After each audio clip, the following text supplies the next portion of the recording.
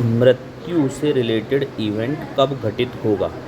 ये एस्ट्रोलॉजी में एक बहुत बड़ी चुनौती है कि आप कैसे बताओगे कि मृत्यु से रिलेटेड इवेंट या कोई दुर्घटना जिसमें कि जान की हानि हो जाए, ठीक है, वो कब होगी। जैसा कि अभी अज़रबैजान में हुआ है कि वहाँ पर एक हेलीकॉप्टर क्रैश में वहाँ के जो राष्ट्रपति हैं उनका देहांत हो गया। अब ये जो कुंडली मैंने आपको बनाई है, ये देखो कुंडली 19 मई 2024 सुबह के 11:06 और ये जो टाइम जोन और लॉन्गिट्यूड लैटिट्यूड मैंने उठाए हैं ये गूगल मैप से उठाए हैं, तो हो सकता है थोड़ी बहुत गलती इसमें हो, लेकिन हम जो बात कर रहे हैं, हम जो सूत्र की बात कर रहे हैं वो देखो आप। पहली चीज़ तो ये कि मैंने कई वीडियोस में ऐसा बोला है कि मृत्यु होना वो तभी पॉसिबल है जब शुक्र वीक हो। शुक्र क्या है कि शुक्र पर वैसे पुराणों में बताया गया है कि शुक्र पे ना संजीवनी है, जीवन दायिनी शक्ति शुक्र के पास है। और जब शुक्र ख़त्म हो जाएंगे, शुक्र वीक हो जाएंगे, शुक्र के पास पावर नहीं रहेगी, तो उस समय पर ही ऐसी कोई घटना घट सकती है। मैंने कई वीडियोज़ में बोला है। अब यहाँ पर आप देखो कि शुक्र जो है उस दिन बिल्कुल 0 डिग्री का था। देखो शुक्र बिल्कुल 0 डिग्री का था। दूसरी चीज़ क्या है कि शुक्र जो हैं वो कम्बस्ट भी हैं। किससे कम्बस्ट हैं? सूर्य से कम्बस्ट है। मतलब शुक्र के पास अपनी जो पावर है वो सूर्य ने उनको दबा दिया है। और शुक्र जो है बिल्कुल अपनी उस पर 2-3 तरीके की, जैसे किसी ग्रह की 6 तरीके के बल होते हैं ना, तो उनमें एक बल तो क्या है कि कम्बस्ट हो गया, तो वो वाला बल ख़त्म हो गया। जो वक्री में जो चेष्टा बल होता है, सूर्य से जितना दूर जाता है ना कोई ग्रह, उतना ही वो अपने स्वभाव में आता है, और सूर्य के जितना पास आता है ना कोई ग्रह, वो उतना ही सूर्य से डोमिनेट होता चला जाता है। तो कहने का मतलब ये है कि इस टाइम पर शुक्र पूरी तरीके से सूर्य से डोमिनेट भी हैं, और शुक्र बिल्कुल 0 डिग्री के बैठे हुए हैं। स्वराशि के हैं वो बात ठीक है, लेकिन बृहस्पति उनके शत्रु भी हैं, उसके साथ भी बैठे हुए हैं। ठीक है, पहली चीज़ है। तो ये जो टाइम है जब शुक्र बिल्कुल 0 डिग्री के हैं, ये बहुत प्रोन है टाइम कि कहीं यहाँ पर पूरे वर्ल्ड में, अब ये ऐसा नहीं है कि भाई जो घटनाएं घटेंगी वो और किसी टाइम पर नहीं घट सकती, लेकिन कोई बहुत बड़ी घटना मृत्यु से रिलेटेड अगर घट सकती है तो उसके लिए सबसे बेस्ट टाइम ये है।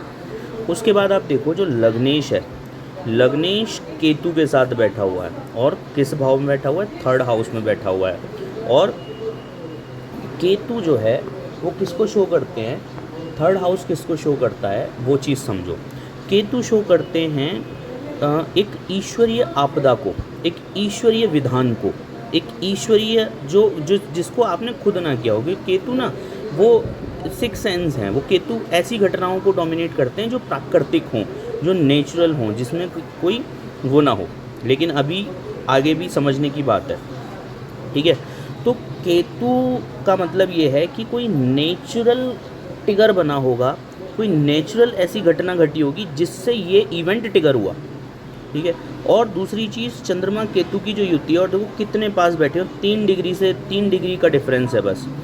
3 डिग्री के डिफरेंस में ये काफ़ी डोमिनेटिंग कॉम्बिनेशन हो जाता है। और 3rd हाउस में बैठे हुए हैं, और 3rd हाउस क्या है? 8th से 8th है, higher Octave of 8th house. मतलब ये मृत्यु के किसी व्यक्ति के इस दुनिया से जाने को भी रिप्रेजेंट करता है, क्योंकि देखो 8th हाउस मृत्यु है, और मृत्यु से की मृत्यु मतलब मृत्यु का भी हायर ऑक्टेव, ठीक है। 8th का 8th हाउस है ये। दूसरा, ये ट्रैवलिंग का भी भाव है, ये दुनिया से जाने को भी शो करता है, क्योंकि जो 11th हाउस है वो गेन है, आना, और जो 3rd हाउस है वो है जाना, मतलब बाहर निकलने का रास्ता, ठीक है।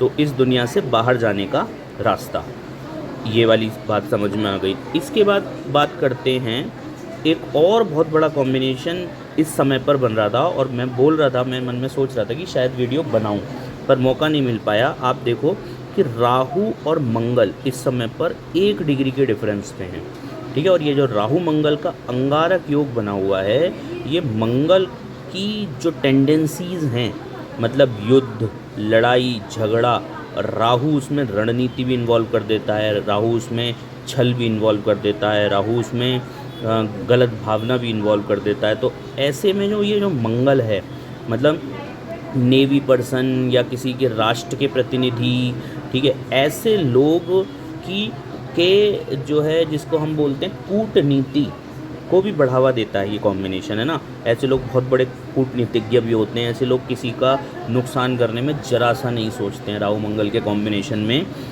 और वो कॉम्बिनेशन भी किस भाव में बन रहा है, वो कॉम्बिनेशन भी 9th हाउस में बन रहा है।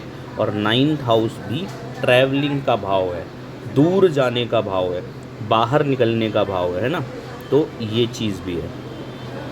तो कहने का मतलब ये है कि एक बहुत बड़ा कॉम्बिनेशन ये जो मंगल राहु का कॉम्बिनेशन था, इसकी वजह से फिर अब मंगल राहु का कॉम्बिनेशन तो 3 महीने तक चलेगा कम से कम, लेकिन मंगल राहु के कॉम्बिनेशन में भी ये नियरेस्ट इसी समय पर है, ये भी बात ध्यान में रखने की है।